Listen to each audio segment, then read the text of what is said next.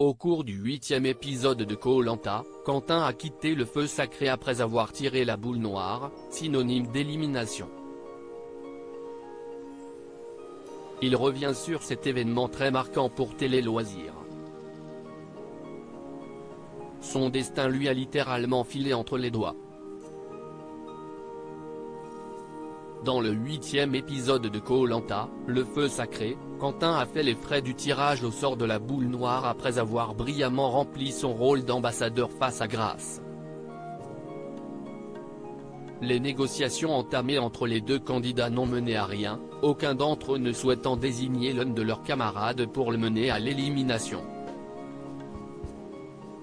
Le charpentier de 26 ans voit donc son aventure s'arrêter à cause d'un simple jeu de hasard.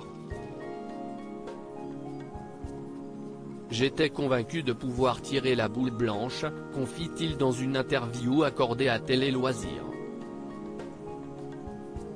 Grace est quelqu'un de buté et je suis pareil, confie Quentin de Koh-Lanta Télé Loisirs, vous allez aux ambassadeurs avec le tirage de la boule en ligne de mire. Il n'y avait aucune hésitation, vous vouliez vraiment mettre votre destin entre les mains du hasard ? Quentin, si est clairement ça, et ce depuis le jour 1. Tout le monde était au courant, quand on était sur la plage avec les 19 autres aventuriers, j'ai tout de suite dit que j'aimerais bien aller aux ambassadeurs, dès le départ. Ce n'était pas une surprise pour mon équipe jaune, ils étaient presque sûrs que j'irais. Quand on a eu l'opportunité de choisir les ambassadeurs, je l'ai saisi tout de suite. Tous vos camarades ont volontiers laissé leur place. Sans rancune ? Si est marrant parce qu'on voyait sur leur visage que personne n'avait vraiment envie d'y aller, rire. Quand j'ai dit que j'irais à 100%, on a commencé à me dire qu'il pourrait y aller mais sans aller jusqu'à la boule. En fait, ça ne servait à rien, j'étais le seul à aller jusqu'au bout. Mais je ne l'ai pas mal pris du tout. Dans quel état d'esprit étiez-vous lorsque vous avez vu que Grace était votre adversaire ? Je me suis tout de suite dit que c'était mort et qu'on irait aux boules. C'était sûr qu'on allait discuter et qu'on pisserait dans un violon. J'avais eu l'occasion de discuter avec elle quand on était chez les jaunes. On voyait qu'elle pensait la même chose que moi à ce sujet.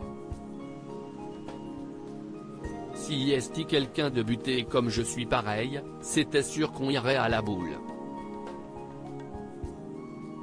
J'ai vu son visage et j'ai su que ça se finirait comme ça.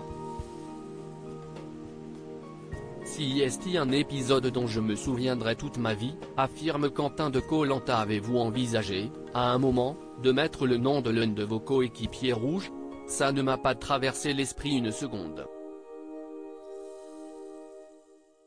Si je n'arrivais pas à faire flancher l'adversaire, c'était sûr à 100% que j'irais à la boule. Il y aurait pu y avoir n'importe qui dans mon équipe, même mon pire ennemi, je n'aurais pas mis son nom. Et finalement, vous tirez la boule noire. Comment vivez-vous ce moment ?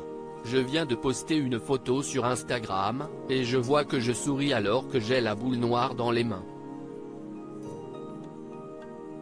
Justement, si est un peu bizarre dans ma tête. Je ne peux pas dire que je le savais parce que j'étais convaincu de pouvoir tirer la boule blanche. Dans ma tête, si est le fouillis mais je n'aille pas regretter un seul instant. À aucun moment, je me suis dit que j'aurais dû mettre le nom d'un coéquipier. Je suis allé au bout, c'était l'un de mes objectifs principaux dans Koh-Lanta. Ça ne m'a pas fait ni chaud ni froid mais je préférais partir à cause de la boule noire plutôt qu'avec mon nom sur un bout de papier.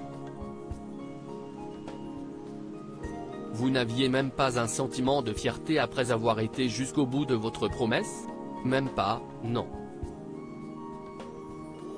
Je suis content d'avoir tenu ma parole. Est-ce que c'est de la fierté? Je ne sais pas. Je suis juste content d'avoir pu aller jusque-là. On peut dire que c'est l'épisode le plus important de votre aventure? C'est clairement l'épisode le plus marquant pour moi. Les gens me prennent pour un malade parce que j'ai prêté mon collier d'immunité avant d'aller aux ambassadeurs. J'aurais pu me sauver jusqu'au Conseil de la réunification, mais j'ai préféré croire en mes convictions.